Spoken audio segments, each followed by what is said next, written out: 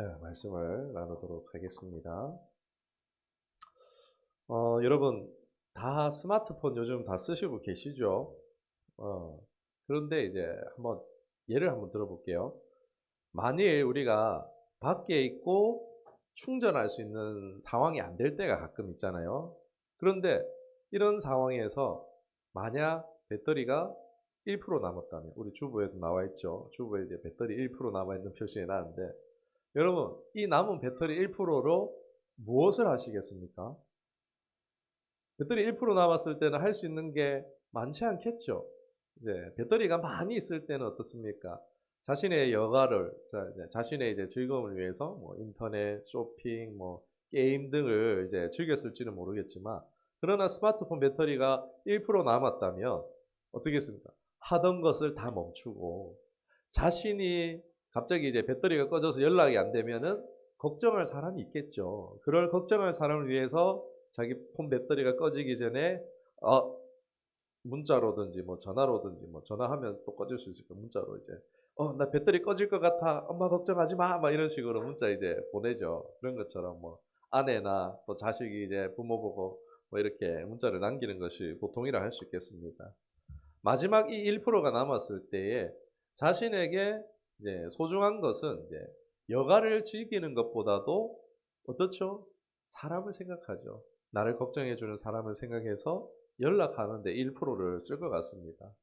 이제 스마트폰에 진짜 어떻게 보면 중요한 용도가 바로 이것인데, 다른 용도로 쓸 때가 참 많은 것 같아요. 그런데 저는 생각하기에 스마트폰은 이제 그냥 이제 우리가 일상에서 그런 경험되어지는 부분이고, 사실 이걸 확대해서 봤을 때 우리의 삶도 전체가 다 이렇지 않을까 싶었습니다. 배터리의 양처럼 인생의 시간이 많이 남아있다라고 생각할 때는 어떻습니까? 자신의 즐거움과 만족을 위해서 대부분의 시간들을 거기다가 할애하고 있다가 어떻죠? 삶의 남은 시간이 임박하고 촉박해져서야 어떻죠? 정말 자신에게 소중한 것이 무엇인가를 생각하게 되고, 또 소중한 관계를 위하여, 평안을 위하여서, 가족들을 위하여서, 사랑하는 사람들을 위하여서 시간을 더욱 할애하게 되는 것 같습니다. 오늘 말씀에서 16절에 뭐라고 말하고 있습니까? 세월을 아끼라, 세월을 아끼라 라고 말하고 있습니다. 이 말씀은 이제 그냥 간단하게 얘기하면 하나님이 주신 기회를 놓치지 않고 소중하게 여기며 살라라는 뜻을 가지고 있습니다. 어, 주석을 또 참고해 보면 오늘날 세상이 어떻죠? 범죄와 부도덕과 막 수많은 유혹들이 성행하고 있죠. 이런 세상에서 너희는 영적인 긴장감을 풀지 말고 지혜롭게 살기를 오늘 권면하고 있는 것입니다. 어떻죠? 우리가 그 긴장감을 풀어버리는 순간 얼마든지 나태해질 수 있죠. 우리가 스마트폰 생활도 어떻습니까?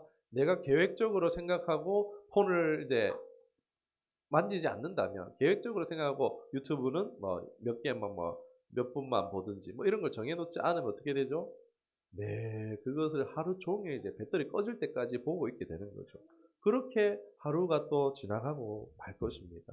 그러니까 우리가 긴장을 풀면 우리의 삶도 그렇다는 거예요. 핸드폰을 하다가 무절제해질 수 있는 것처럼 우리의 인생도 긴장을 풀어버리면은 얼마든지 나태해져 버릴 수 있기 때문에 그렇게 말하고 있는 것입니다. 여기서 성경에서 이제 원어로 이제 세월은요, 중요한 시기라는 뜻을 가지고 있어요. 그리고 이제 그 옆으로 이제 뜻이 또 더 나와 있는 걸 봤는데 이렇게 나와 있었어요. 금방 지나가는 특별한 기회라고 되어 있더라고요. 여러분, 시간은 기회인 줄 믿습니다. 이게 원어로는 이렇게 되어 있어요. 그리고 이제 아끼라라는 뜻은요, 이렇게 되어 있더라고요. 물건을 사다라는 이 사다와의 뜻이 같더라고요. 시간을요, 사는데 쓴다라고 표현하고 있더라고요. 그러니까 속량하다, 속량하다 그거잖아요. 보석금 내주고 이제 사람 꺼내오는 거, 그런 것처럼요. 이 아끼라는 뜻이 속량하다라는 뜻을 가지고 있더라고요. 그러니까 세월을, 시간을 아끼라는 말은요, 그 지금 너에게 주어진 기회를 가지고 사라는 거예요. 가치 있는 것을 사라고 지금 시간은 우리에게 주어진 줄 믿습니다. 이 말씀이더라고요. 시간은 우리가 늘 그냥 있는 것처럼 생각하기 쉬운데, 흘려보내는 것으로 생각하기 쉬운데, 오늘 하루도 그냥 갔다, 뭐 이렇게 우리가 흘려보내기 쉬운데, 그게 아니라는 거예요. 시간은 기회라는 것이고, 이 기회를 가지고 가치를 살 수 있는 것이라고 오늘 말하고 있는 거예요. 이것이 바로 세월을 아끼라 라는 뜻이라고 할 수 있을 것 같습니다. 여러분, 시간을 팔아서 가치 있는 것을 사는 것이 바로 오늘 말씀의 본문의 의미라고 할 수 있을 것 같아요. 그런데 뭐죠? 우리가 이 시간을 팔아서 무엇을 사야겠습니까? 보통은 이제 우리가 이 시간을 팔아서 돈으로 바꾸죠. 우리가 일을 함으로 인해서 돈이라는 가치를 삽니다. 그런데 우리가 사실 이 돈이라는 가치가 어떻습니까? 시간이란 가치보다 가치가 있습니까? 그렇진 않죠. 시간으로는 돈을 살 수는 있어요. 이제 뭐 시급 9,860원을 이제 뭐 산다든지. 그런데 그 시간을 다시 살라고 하면은 돈이 얼마 들어갈까요? 살 수 있나요? 1억만큼을 줘도 못 사죠. 어떤 세상의 사람들 이렇게 말하더라고요. 이건 세상 지식인데 1분을 1만 원으로 보고 여러분 매일 1,440만 원이 입금되면 어떻게 쓰시겠습니까? 뭐 이렇게 해서 이제 그런 이야기를 하면서 세상의 시간을 얼마나 이제 잘 효율적으로 써야 되는가 그런 얘기를 하던데 뭐 결국은 그 얘기는 그거예요. 시간을 잘 아껴서 이제 시간으로 또 돈을 사자 뭐 이런 이제 그런 얘기도 있는데 물질적인 이야기들을 하는데 사실 시간을 팔아서 정말 우리 가치 있는 것을 사야 되는 거 아니겠어요? 시간이라는 이제 물질로 개념으로 본다면 이 시간은 다시 되돌아오지 않고 그저 흘러가 버리는 기회가 되어버리는 것인데 여러분 이것으로 무엇을 사야겠습니까? 돈을 사야겠습니까? 돈으로는 시간 다시 살 수 없잖아요. 시간은 돈을 벌어서 시간을 아낄 수는 있어요. 버스 타야 되는데 돈 더 주고 택시 탄다든지 택시 탈 수 있는데 이제 비행기를 탄다든지 뭐 이럴 수는 있겠죠. 그런 식으로 돈을 많이 벌어서 시간을 절약하는 것은 가능하지만 여러분 시간을 돈으로 결코 살 수 없는 줄 믿습니다. 그렇게 우리가 너무나 분명히 알고 있습니다. 그러면 우리가 이 시간이라는 것을 사용해서 정말 가치 있는 것을 사야 되지 않겠습니까? 그러면 생각해 볼 때 돈으로 살 수 없는 것, 돈으로 살 수 없는 가치를 우리가 사야 되는 줄 믿습니다. 세월을 아낀다는 것은 이와 같겠죠. 많은 돈을 버는 것이 세월을 아끼는 것이 아니라 정말 가치 있는 것에 내 시간을 투자하는 것이 인생을 아끼는 비결이 된 겁니다. 아무튼 돈으로 살 수 없는 것 여러분 돈으로 살 수 없는 가치가 무엇이 있겠습니까? 대표적으로 사랑이 있겠죠. 사랑을 돈으로 살 수는 없습니다. 성경에 사랑에 대한 이야기가 많이 나옵니다.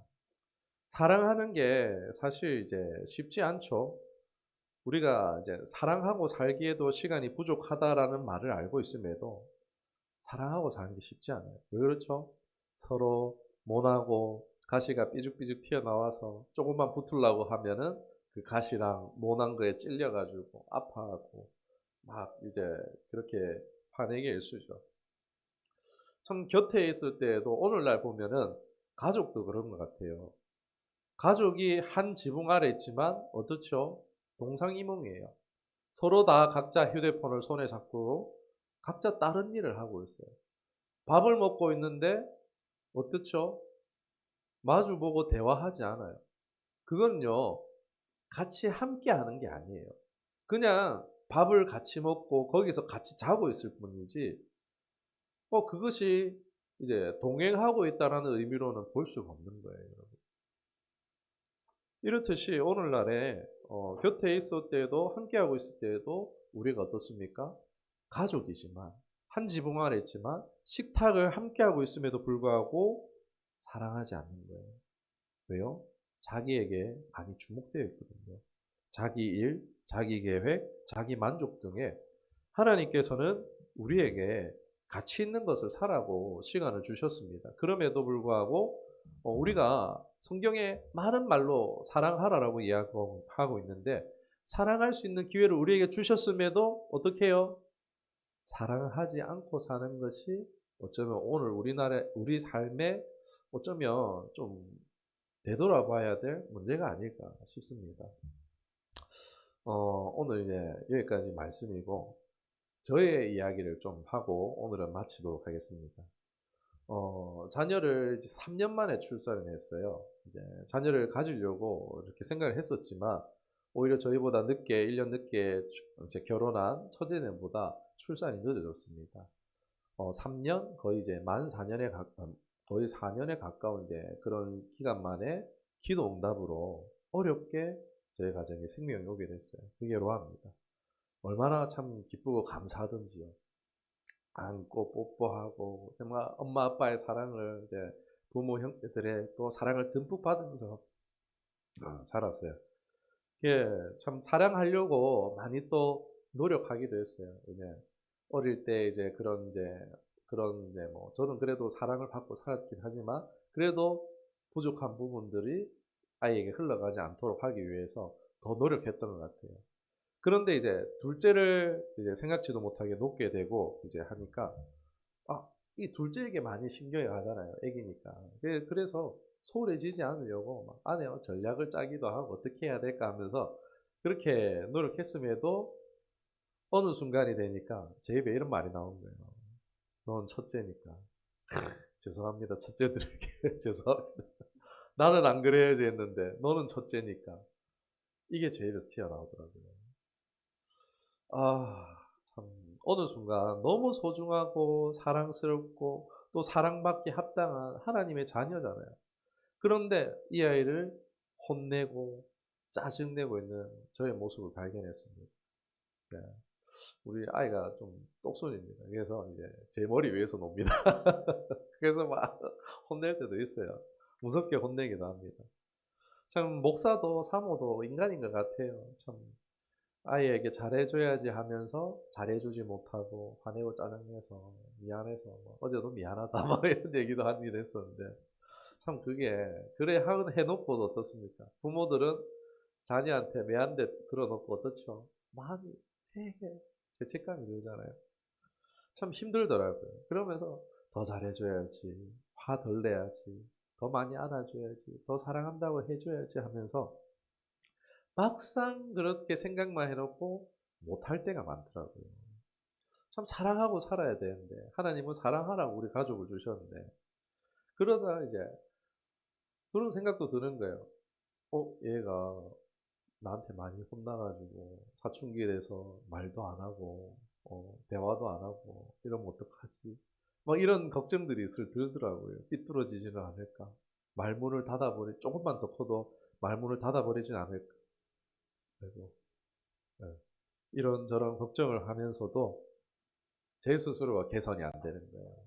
마음은 원이로되 육신은 이제 짜증이 이만큼 이렇게 차 있는 거예요. 아이들을 향해서. 마음에 들지 않는 이런 과거의 경험으로서 또 그때 전에 잘못했던 이런 부분들을 가지고 또 뭐라 하는 거예요, 제가. 이 감정을 제가 처리해야 되는데 처리해야지 하고만 있었던 겁니다. 그런데 이제 작년에 아시는 분은 아실 수 있고 제가 따로 얘기는 말씀을 안 드렸어요. 작년이랑 재작년부터 좀 로아가 계속 많이 아팠었어요. 배도 매일 아프고 빈혈 있어서 빈혈 약을 먹기도 하고 매일 피곤하고 애가 다크서클이 맨날 여기까지 내려와 있고 늘 보면 이제 체온을 재보면은 아빠 열나 해갖고 체온을 재보면 늘 37도가 넘어 있는 거예요. 이게 감기도 아니고 비닐약도 먹여보고 식욕도 너무 없어가지고 식욕을 늘려주는 이제 건강식품 이런 것도 먹여보고 1년 넘게 이런 증상이 계속 되니까 병원 가도 차도도 없고 언제 한 번은 또 일주일을 학교를 못 나갔어요. 애가 너무 힘들어 해가지고. 그리고 이제 아이가 힘들어하지 뭐 또 계속 집에만 또 계속 부딪히니까 저는 할 일이 있고 애는 또 심심하고 이러니까 막 계속 부딪혀서 또 짜증은 막 또 이렇게 해갖고 막 뭐라 하기도 하고. 근데 이제 또 뭐냐면은 성장기 아이잖아요. 지금 한참 성장할 때인데 로아가 3개월인가를 1mm도 자라지 않는 거예요. 이거 뭔가 문제가 있다 싶더라고요. 애가. 1mm도 안 자라는 거예요. 3개월 동안. 조금도 변함이 없어서 뭔가 좀 확실히 이상이 있다 이게 생각하고 나중에 병원 가봐야지 하다가 작년에 이제 어느 날 이런 이제 증상을 한번 이제 아내가 알아보다 보니까 이 증상이 소아백혈병하고 너무 똑같은 거예요. 소아백혈병 이제 걸린 아이들의 증상이랑 너무 똑같아요. 빈혈 있고 이제 식욕 부진과 무기력증과 이제 성장하지도 않고 막 이런 이제 소아백혈병 이런 이제 증상 너무 똑같은 거예요. 아무리 찾아봐도 부인하려고 다른 데 찾아봐도 너무 똑같은 거예요. 다 우리 아이에게 해당하는 증상이더라고요. 이 사실을 먼저 발견한 게 저희 아내 사모인데 제가 타 지역에 출타했을 때였어요. 저 혼자 아이들 보다가 막 뭐 무슨 약을 먹여야 하나 뭐 어떻게 알아보다가 그렇게 알게 된 것 같아요. 근데 너무 증상이 거의 정확한 거예요. 90% 이상인 거예요. 그러니까 아내가 아니겠지 하면서도 마음이 무너지는 거예요. 거기서. 혼자 견딜 수 없이 힘드니까 제가 출타했음에도 불구하고 세미나 참석 중에도 불구하고 이제 너무 힘들어서 마음이 힘드니까 연락을 주더라고요. 이 받아들이기 힘든 질병의 가능성과 그리고 뭐가 물려오겠어요? 이 아이에 대한 미안함, 죄책감들이 확 복잡하게 몰아쳤던 것 같아요. 저도 제 아내를 이렇게 막 진정시키고 이렇게 일단 통화를 했어요. 예, 하나님께서는 이제 사람이 감당할 시험밖에 허락하지 않으신다는 그 선하신 하나님 붙잡으려고 그렇게 애쓰면서 아내를 진정시켰어요. 그리고 이제 숙소에서 아내랑 통화하고 전화를 끊고 누워서 이불을 덮었는데 어떻게 했습니까? 갑자기 이제 장면이 딱 떠오르는 거예요. 병원 침대에 이 아이가 누워가지고 병원 침대에 이렇게 걸터 앉아가지고 머리에 흰 비닐을 쓰고 그 이제 창밖에 있는 저를 이렇게 보면서 힘없이 웃어주고 있는 그 모습, 이빨이 빠져가지고 웃는 모습이 그려지는 거예요. 근데 그게 이 아이의 마지막 모습일 수도 있겠다는 생각이 번뜩 드는데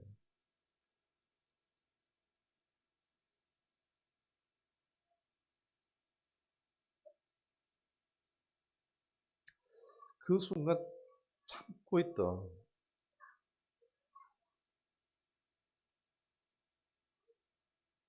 그 마음이 터지는 것 같더라고요. 그러면서 지금이라도 택시를 잡고 내려가야 되나 빨리 병원을 데리고 가야 되나 굉장히 혼란스러웠어요. 서울이었는데 이미 11시 넘은 상황이었어요. 뭐 야간 버스를 잡든지 뭐 택시 타고 야간 버스 타고 뭐 이렇게 가서 택시를 타고 또 집에 가든지 그러고 병원을 데리고 가든지 뭐 이래야 될 것 같은데 참 검사를 받고 확정받은 것도 아닌데 딱 그 장면이 탁 떠오르고 나버리니까 너무 가슴이 찢어질 아프고 고통스럽더라고요. 이게 숙소에서 옆에 다른 이제 교역자가 있는데 말도 못하고 이제 혼자 이불 속에서 기도했어요. 입으로 말씀드리지 않았습니다. 자랑이 아니고 제가 말씀을 전하니까 제가 말씀대로 살아야 되잖아요. 이제 그리고 기도를 멈추지 마라. 막 이러면서 원수가 너희 술에 말을 기울이고 있다. 우리 얼마나 그 찬양 많이 했습니까? 원수 대적 마귀가 제 입에 하나님에 대한 원망과 불평의 말을 기다리고 있지 않겠습니까? 와, 막막하더라고요. 하나님 앞에 입을 떼긴 떼야 될 것 같은데, 기도를 하긴 해야 될 것 같은데, 뭐라고 기도해야 될지 모르겠더라고요. 슬픔에 사로잡혀서도 안 될 것 같고, 이게 막 굉장히 저도 이제 상황이 이제 그러니까, 제 아이의 일이 되다 보니까, 너무 이제 마음도 힘들고 어떻게 해야 될지 모르겠더라고요. 그래도 그 첫 마디가 중요하잖아요. 그 한마디를 어떻게 떼야 되는 건가, 그게 굉장히 중요한 것 같아서, 뭐라고 기도할까? 신중하게 생각하고 또 생각했어요. 그리고 조심히 입을 열었어요. 그 기도의 첫 마디가 하나님 감사합니다 였습니다. 그렇잖아요. 일단 이 아이의 지금 상황이 이랬든 저랬든지 떠나서 이 아이라는 존재, 저에게 올 수조차도 없을 수 있는 기회조차도 없을 수도 있었음에도 불구하고 그런 기도 응답 가운데에 이 아이가 주어졌잖아요. 세상 어떤 것과도 바꿀 수 없는 행복의 기회잖아요. 저는 이제 부교육자하면서 불임 가정을 위해서 참 많이 기도했었습니다. 시험관도 이제 7차, 8차 실패해가지고 막 정말 이제 우울증 걸리고 이러는 사람들을 위해서 기도 많이 해봤습니다. 생명의 주인은 하나님이시잖아요. 이 자녀가 우리의 부부의 자녀지만 제 것이 아니잖아요. 아이를 출산할 수 있었던 것도 이제 8년, 9년이라는 세월을 이 아이를 키우며 기를 수 있었던 것에도 여기에 대해서 감사할 수 있었어요. 그리고 하나님께 이제 선하신 뜻만을 신뢰했습니다. 혹 이 아이를 데려가신다 해도 당장에 저 자신은 이해할 수 없겠지만 그 또한 완벽하고 선하신 하나님의 뜻이 있기 때문임을 믿어가 된 거지만 오버한 것일 수도 있지만 그렇게 저는 이제 조용히 눈물을 흘리면서 감사와 믿음의 고백을 드렸어요. 자랑하는 게 아니에요. 그러다가 이제 그 기도를 드리고 딱 그 말씀이 들어온 거예요. 제가 이제 아이가 그 병원에 앉아있는 그 모습이 그려지다가 기도하고 나니까 딱 그 말씀이 저 안에 들어온 거예요. 잠언 4장 23절 말씀. 내 마음을 지키라. 생명의 근원이 이에서 나니라. 딱 갑자기 이 말씀이 들어온 거예요. 그때부터 제가 어떻게 했겠습니까? 내가 지켜야 될 마음이 무엇인가에 몰두하기 시작했어요. 당시 저는 세미나 참석하고 있었어요. 진짜 인간적인 마음으로는요. 당장 김해로 내려오고 싶었어요. 갈 방법도 없었지만 막 방법을 강구하는 생각을 할까 싶기도 하고 뭐 택시 타고 야간버스 타고 택시 타고 집에 갈까? 아니면 내가 이제 하나님 앞에 불쌍한 척 슬픔에 잠식돼가지고 하나님 이러면 안 되잖아요 하면서 하나님 앞에 울면서 매달려 볼까? 펑펑 울고 싶기도 했고 아니면 이제 기도 잘 하시는 분들한테 이것저것 전화해가지고 기도해 주세요 할까? 사람을 의지하고 싶기도 했습니다. 아니면 인간적인 이제 저의 이제 검색 능력을 동원해가지고 소아벽혈병에 대한 정보를 수집하고 이 아이가 어떻게 하고 어디 병원을 가면 나을 수 있을까 연구하고 싶기도 했었어요. 그런데 상황이 그렇지 않았어요. 하나님이 원하시는 게 그것 같지가 않았었어요. 하나님은 제게 내 마음을 지키라라는 이 말씀을 주시더라고요. 그러면 내가 지켜야 될 마음은 무엇인가? 이런 것들이 아니었어요. 내가 지킬 마음이 무엇입니까? 라고 그렇게 기도하며 또 나아갈 때 하나님을 사랑하는 것, 하나님을 찬양하고 예배하는 마음을 지키기를 원하시더라고요. 그래서 진짜 찬양했어요. 감사하며 찬양했어요. 여러분, 이거 세상적으로 보면 미친 거 아닙니까? 나이가 지금 백혈병에 걸려서 시한부로 죽을 수도 있는 상황이 다가오고 있는데 내 마음을 지키라. 내가 지켜야 될 마음이 무엇일까 했을 때 하나님을 찬양하고 경배하는 마음이더라고요. 하나님을 사랑하는 마음이더라고요. 이런 마음들 가운데 막 혼란스러운 그 감정들 가운데 치우쳐서 넘어질 게 아니고 하나님께 집중하는 마음이더라고요. 그래서 찬양했어요. 한 1분 1초라도 이제 찬양 안 하면요. 그 생각이 치고 들어오는 거예요. 계속 눈물이 1초라도 찬양을 멈추면요. 눈물이 날 것 같은 거예요. 그래서 계속 찬양했어요. 멈추지 않고 계속 찬양했어요.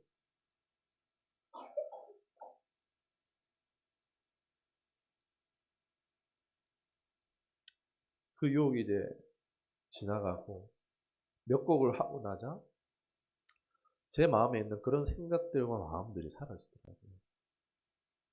어느 순간이 되니까 마음이 평안해졌어요. 뭐 하나님이 이제 아이가 괜찮을 것이다 뭐 이런 거 아니에요. 찬양을 하다가 제 마음이 이제 하나님께로 이제 향하게 된 것 같더라고요. 그냥 하나님의 선하심을 믿었을 뿐이에요. 어떤 결과와 상관없이 하나님이 데려가셔도 선하시고 데려가지 않으시는 것도 선하시고 그냥 그 모든 주권을 하나님께 맡겼던 거예요. 살든지 죽든지. 저는 임시부모잖아요. 하나님의 진짜 좋은 부모는 누구입니까? 우리 자녀들의 진짜 좋은 부모는 내가 아니고 하나님이시잖아요. 그리고 하루가 지나고 장모님이 이제 오셔서 김해까지 이제 오셔서 부산까지 또 데려가서 어린이 소아과 잘하는 병원에 갔어요. 그래갖고 아이 정밀 진단을 받았습니다. 감사하게도 아무 이상 없이 모든 게 정상으로 나왔습니다. 생쇼한 걸 수도 있어요. 그죠? 그러나 한편 또는 저는 의학이 감지하지 못했지만 나은 것일 수 있다는 가능성도 저는 배제하지 않습니다. 내 마음을 지키라. 생명의 근원이 이에서 아니라 하셨거든요. 하나님을 향한 경배와 사랑의 마음을 놓치지 않았을 때에 저희 집안의 첫째 딸을 하나님 데려가실 수도 있는데 그리 안 하셨을 수도 있다는 생각이 듭니다. 꼭 질병이 아니더라도 하나님 데려가실 수도 있잖아요. 그리고요, 아이가 그때부터 입맛이 돌기 시작했어요. 잘 먹기 시작했고요. 3개월 동안 키가 1mm도 안 자랐는데 한 달에 다시 7mm씩 자라기 시작했습니다. 할렐루야. 저는 몰라요. 이게 뭐 의학적으로 검증된 게 아니기 때문에 하나님만 아시겠죠. 저도 모릅니다. 제가 드리고 싶은 얘기는요. 믿음으로 승리했다. 저 이랬으면 자랑하는 게 아니에요. 그 뒤로 뭐 제가 잘 또 믿음 잘 지켰겠습니까? 은혜로 이 시간 넘어갔던 거지. 이제 또 넘어지고 또 넘어지고 이랬죠. 아무튼 이게 그걸 반복하고 있는데 그런데 그날이 기념비가 됐어요. 저는요. 아직도 그 장면 생각하면 눈물이 핑 돌아요. 내 아이가 병상에서 묵은 병실에서 앉아가지고 이제 소아들을 이제 쓰고 있는 그 비니 쓴 노아의 모습. 노아 대머리 빡빡하게 밀어가지고 이빨은 빠져갖고 묻는 모습. 그게 어째 그래 슬픈 일이에요. 그게요 문득문득 떠올라요. 노아한테 화날라고 했다가 짜증내려고 했다가 그 장면이 문득 떠올라요. 제가 사랑하지 않고 화내려고 할 때, 짜증내려고 할 때, 이 장면이 떠오르면서, 그래, 사랑해야지. 사랑해야지. 우리에게 1%가 남았을지, 80%가 남았을지 모르는데, 사랑해야지. 싶더라고요. 이런 계기가 저에게 이제 기념비적인 계기가 돼서, 하나님에 대한 부분이든지, 자녀들에게 대한 부분이든지, 저희 태도나 행동이 조금씩은 바뀌어지게 되더라고요. 답답한 상황을 만나도 당장 화내기보다 인격적으로 대화하고 설명하는 쪽으로 이거 규칙이야. 이러면 안 되는 이유가 있어. 이러면서 마음은 화나 있는데 어, 안아주고 그래도 품어주고 희한하게 화가 짜증이 있기도 한데 희한하게 세상 제일 소중한 존재라는 마음으로 품고 안는 게 가능해지더라고요. 그게 전에는 안 됐거든요. 너 가, 나가, 막 이랬었는데, 이제, 오면 이제 무조건 안아주고, 품어주고. 여러분, 가정입니다. 가정을 드는 거예요. 무례를 무릅쓰고 죄송한 마음으로 말씀을 좀 드리겠습니다. 여러분이든, 여러분이 사랑하는 사람에게 인생의 남은 시간이 마지막 1%밖에 남지 않았다면, 그게 1년이든, 한 달이든, 일주일밖에 남지 않았다면, 그 사실을 알게 된다면, 여러분, 어떻게 하시겠습니까? 뭔가 바뀌어도 내 삶이 바뀌지 않겠습니까? 내 무가치한 것과 바꾸는 시간, 가치가 적은 것으로 바꾸던 그 시간이란 기회를 다 뒤로 하고 사랑하는 가치 있는 시간으로 우리가 사용하지 않겠습니까? 이러한 경각심이 우리의 삶의 시간을 더 가치 있고 풍성하게 만들지 않겠습니까? 저는 자녀에게 빠져 있거나 과잉보호하라는 말씀이 아닙니다. 자녀보다 하나님을 먼저 사랑하시기를 주님의 이름으로 축원합니다. 네, 이게 먼저예요. 하나님 바라봅니다. 그리고 하나님 사랑 안에서 그 사랑에 내가 살아가는 시간, 사랑하는 대상으로 주어진 내 가족들을 그렇게 바라봤으면 좋겠어요. 우리는 알 수 없지만 내일을 알 수 없는 존재잖아요. 자녀도 그렇고 배우자도 그렇고 내 삶의 시간이라는 기회를 속량해서 사랑으로 채우기 위해 주어진 귀한 존재들이 나의 가족이라는 것을, 이것이 세상 다 가지는 것보다 가치 있는 삶을 사는 것 아니겠습니까? 네. 사랑으로 여러분의 삶이 충만해지기를 주님으로 축원합니다.